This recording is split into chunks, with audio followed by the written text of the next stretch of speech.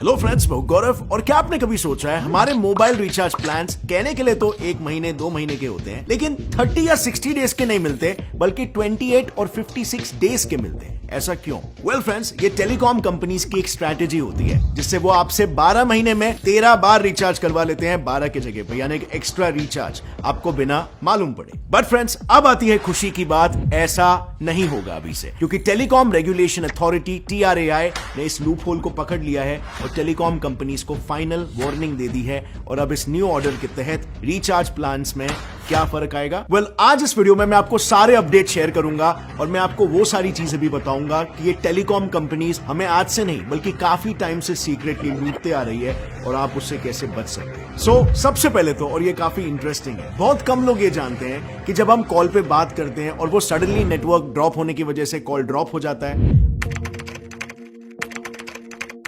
2016 में telecom companies एक special call drop masking technology को यूज करते हुए पकड़े गए, जिससे कॉल कट नहीं होता था, बस ऑडियो बंद हो जाता था। अब इससे कॉल पे लगे दोनों लोग बस हेलो हेलो करते रह जाते थे जब तक दोनों में से कोई खुद फोन को काट नहीं लेता। अब आई नो ये चीज काफी कॉमन है, लेकिन ये बात अर्ली 2010 से चलती आ रही है, जब याद होगा रिचार्ज करने पर अनलिमिटेड टॉक टाइम नहीं मिला करते थे और फिक्स टॉक टाइम के कुछ ऐसे रिचार्ज कूपन्स मिलते थे। सो बेसिकली कंपनीज के इस टैक्टिक से पोस्टपेड है तो बिल बढ़ता रहता था और प्रीपेड है तो टॉक टाइम घटते रहता था। अब ये काफी सीरियस मैटर था, इसीलिए इस मैटर को कोर्ट में भी ले जाया गया। और तब इन कंपनीज ने अपने डिफेंस में क्या कहा पता है? वेल, लोग ही सस्ते और खराब क्वालिटी के फोन्स को यूज करते हैं जिसकी वजह से ऐसा हो रहा है। अब इसके अलावा मे भी आपको लगेगा कि आज के जमाने में ऐसा नहीं हो रहा। आज के जमाने में हमारा क्या लॉस है? जियो के आने के बाद अनलिमिटेड टॉक टाइम कॉमन हो गया है, लेकिन इलीगल टैक्टिक्स कम नहीं हुए। जैसे अब बहुत सारे जियो कस्टमर्स ऐसा कंप्लेन कर रहे हैं कि उनका मोबाइल डेटा अचानक से बिना कुछ यूज किए ही सडनली कम हो जाता है। अब ऐसा क्यों हो रहा है ये एग्जैक्टली कोई नहीं जानता, बट ऐसा कहा जा रहा है कि जियो ने शुरुआत में जो अनगिनत फ्री सर्विसेज ऑफर किए थे उन सब से उसे काफी लॉस हुआ था और अब इन तरीकों से पार्शियली अपने लॉस को कवर करने की कोशिश की जा रही है। अब हाँ, एक बात यहां पर बिल्कुल बढ़िया है कि अगर हम इंडियन कंपनीज के रेट्स को ग्लोबल लेवल पर कंपेयर करें तो इंडिया काफी बेहतर जरूर कर रहा है, लेकिन इंडिया का परफॉर्मेंस पिछले कुछ सालों में डिक्लाइन पर है। देखो, सबसे पहले तो इंटरनेशनल लेवल पर देखें तो इवन यूके और यूएस के टॉप सर्विस प्रोवाइडर जैसे वोडाफोन और वेराइजन भी पूरे मंथ का प्रीपेड प्लान्स ही ऑफर करते हैं, चाहे उस मंथ में कितने भी दिन हो। पर ऐसा इंडिया में आजकल नहीं होता है और इंडियन टेलकोस के इन्हीं बढ़ते हुए प्राइसेस के चलते 2021 में चीपेस्ट इंडियन प्रोवाइडर के लिस्ट में इंडिया 5th रैंक से गिरकर 28th रैंक पर आ गया। आपको पता नहीं चला क्योंकि आपको तो रिचार्ज सेम में मिल रहा है, आपके दिन कम हो रहे हैं, प्राइस कम नहीं हो रहा है, लेकिन इंटरनेट महंगा फिर भी हो रहा है क्योंकि आपको 13 रिचार्ज के लिए भरना पड़ रहा है। मतलब जहां पर इजराइल जैसा सुपर पावर एडवांस कंट्री खुद नंबर 1 पर है with just 3 rupees for 1 GB, उसके सामने इंडियन रेट्स काफी एक्सपेंसिव लग रहे होंगे। और इसी का नतीजा यह है कि इंडिया टेलीकॉम सेक्टर के रेवेन्यू में अकेले 2022 में 25% इंक्रीज हुआ है।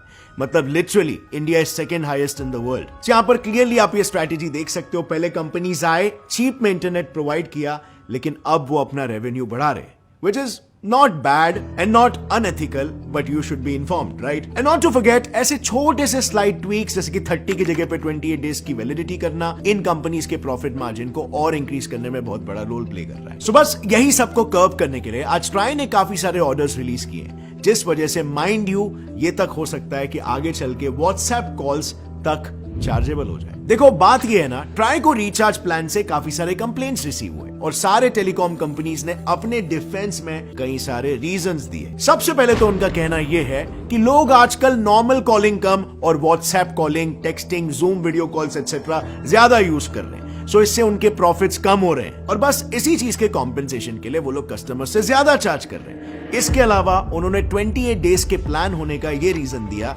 कि हम तो लो इनकम ग्रुप के पॉइंट ऑफ व्यू से सोच रहे हैं, क्योंकि ये लोग तो वीकली बेसिस पर अपने फाइनेंसेस प्लान आउट करते हैं और 28 यानी 4 हफ्ते के हिसाब से लगाना ये मोबाइल एक्सपेंस मैनेज करने का बेटर तरीका है, राइट?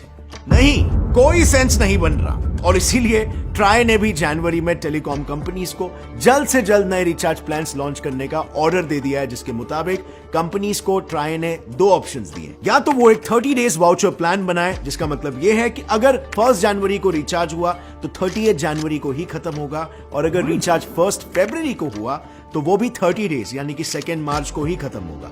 पहले की तरह 28 फरवरी को नहीं। या फिर दूसरा ऑप्शन है 1 मंथ प्लान। इसमें आप 4 जनवरी का रिचार्ज करवाओ या 4 फरवरी को करवाओ या फिर 4 मार्च को, प्लान खत्म अगले महीने के 4 तारीख को ही होगा। बेसिकली 1 मंथ प्लान में इस बात से कोई फर्क नहीं पड़ता कि महीने में एक्चुअली कितने डेज है। दिन 28 हो या 31, प्लान खत्म उसी डेट को होगा जिस डेट को लिया गया हो। It's easy to track down, right? पर सरप्राइजिंगली ट्राई के इन ऑर्डर्स पर इनिशियली कंपनीज ने कोई एक्शन नहीं लिया था अंटिल सितंबर 12 जब ट्राई ने खुद एक प्रेस रिलीज में सभी कंपनीज के लिए नए प्लान्स को अनाउंस कर दिए। जी हां, अगर आप इस वीडियो को देखने के बाद अपने मोबाइल रिचार्ज प्लान्स को चेक करोगे तो आपको ऐसे कुछ नए ऑप्शंस दिख सकते हैं। पर अगर आप ध्यान दो तो ये सारे 30 डेज के प्लान्स एटलीस्ट 10 रुपीज महंगे हैं, जिससे आप खुद अंदाजा लगा सकते हो कि ये 2 दिन का कम रिचार्ज देकर कंपनीज अब तक कस्टमर से कितना प्रॉफिट कमा रही थी। खैर, इसके अलावा कुछ लोगों की शिकायत ये भी है कि ये नए प्लान्स या तो उनके सर्विस प्रोवाइडर ऐप पर शो ही नहीं हो रहे या फिर इनवैलिड दिखा रहे। इनफैक्ट इन्हीं सब रीजंस की वजह से खुद भारत सरकार ने भी एक ऐसा बिल निकाला जिसमें टेलीकम्युनिकेशन सर्विसेज पर एडिशनल रेगुलेशंस के अलावा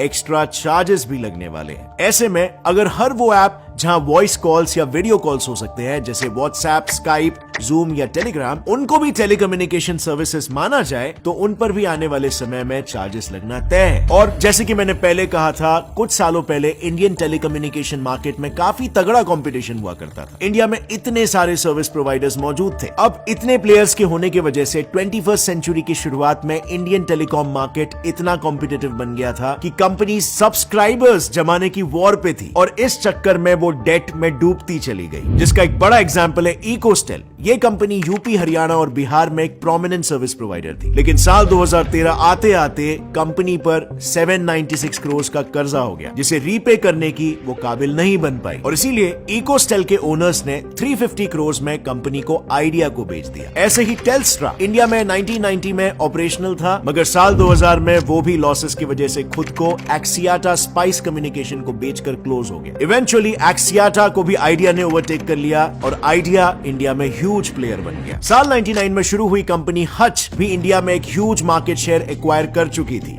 इतने बड़े लेवल पर ये खेल रहे थे कि इंडिया में ऑलमोस्ट हर तीसरा इंसान हज का सिम होल्ड करता था। लेकिन साल 2007 आते आते कंपनी की ऐसी नौबत आ गई कि वो कर्जों तले दबने लग गई और अपने डेट्स को रीपे नहीं कर पा रही थी। इसे सॉल्व करने के लिए कंपनी को शेयर मार्केट पर भी लिस्ट कर दिया गया, लेकिन वो भी कुछ खास काम नहीं किया। सो कंपनी के बिलियनर ओनर ली का-शिंग इस कंपनी को सेल करना चाहते थे, जिसे फिर बाद में UK based telecom company Vodafone limited ने खरीद लिया और इस तरीके से वोडाफोन इंडिया में दूसरी बड़ी टेलीकॉम कंपनी बन गई और अच्छे खासे समय तक वोडाफोन ने राज किया। लेकिन फिर ऐसे ही एक और ब्रिटिश कंपनी वर्जिन मोबाइल साल 2008 में इंडिया में आई, मगर इस कंपनी ने अपने सर्विसेज टाटा टेली सर्विसेज के साथ मिलकर शुरू की। लेकिन कुछ सालों बाद वर्जिन मोबाइल पर डीओटी यानी डिपार्टमेंट ऑफ टेलीकम्युनिकेशन ने इरेगुलरिटीज के आरोप लगाए। उन एक्यूजेशंस के बारे में कुछ खुल के सामने आता उसके पहले ही वर्जिन को टाटा डोकोमो ने टेक ओवर कर लिया। उसी साल शुरू हुआ टाटा डोकोमो भी सिर्फ 10 सालों तक इस कॉम्पिटिटिव मार्केट में रह पाया। डोकोमो की गलती बस ये थी कि वो अपने कस्टमर्स को समय से पहले एडवांस टेक्नोलॉजी प्रोवाइड कर रहे थे। हुआ ये कि टाटा अपने सब्सक्राइबर्स को सीडीएमए टेक्नोलॉजी सर्व कर रहा था, जबकि उस दौरान जीएसएम टेक्नोलॉजी देने में ही कंपनीज की हालत खराब हो रही थी। वेल फ्रेंड्स, टाटा के साथ भी यही हुआ। डोकोमो अपने इस एडवांस सर्विसेज के एक्सपेंसेस अपने कम रिचार्ज रेट्स में मैनेज नहीं कर पाया और इवेंचुअली वो हेवी लॉसेस को फेस कर रहा था। इसीलिए उसने अपनी कंपनी को भारती एयरटेल को हैंडओवर कर दिया और ऐसे ही टेलीनॉर और वीडियोकॉन को भी भारती एयरटेल ने टेक ओवर करके मार्केट में एक प्रोमिनेंट पोजीशन हासिल कर। लेकिन इतने प्रोमिनेंट सब नहीं बन पाए और कुछ इन जैसे एस्टेल, एटिसलाट, लूप मोबाइल ये कंपनीज के लाइसेंसेस कैंसिल यानी खत्म हो गए और कुछ बैंकरप्ट होकर बंद भी हो गए। इनफैक्ट इंडिया की one of the most important telecommunication company जो कि गवर्नमेंट की थी, MTNL को भी BSNL के साथ मर्ज कर दिया गया। So yes, we can say Indian government अब हर डायरेक्शन और सेक्टर में अपनी नजरें गड़ाना शुरू कर चुकी है और अब वो मेजरली फोकस कर रही है on development and betterment of our population. पर रिसेंटली इंडियन गवर्नमेंट ने गूगल पर 1300 करोड़ का जो फाइन लगाया, and that was literally like taking all this a step further. Yes, वही गूगल जिसे 94% इंडियन पॉपुलेशन आज सर्च इंजन के लिए यूज करते हैं, उस पर यह स्ट्राइक लगाया गया। और क्या, किस वजह से, क्या है ये गूगल का डार्क साइड, इसे मैंने एक वीडियो में ऑलरेडी कवर किया है, जिसे आप यहां पर क्लिक करके देख सकते हो पूरी स्टोरी को जानने के लिए। अगर इस वीडियो से आपको कुछ भी नया सीखने मिला फ्रेंड्स, एक लाइक जरूर ठोकना। Gets and Fly Fact channel को अभी सब्सक्राइब कर लो और बेल नोटिफिकेशन दबाओ ताकि आगे आने वाली हमारी कोई भी वीडियो की अपडेट आप मिस ना कर सको। See you next time, till then as always stay curious, keep learning and keep growing. जय हिंद।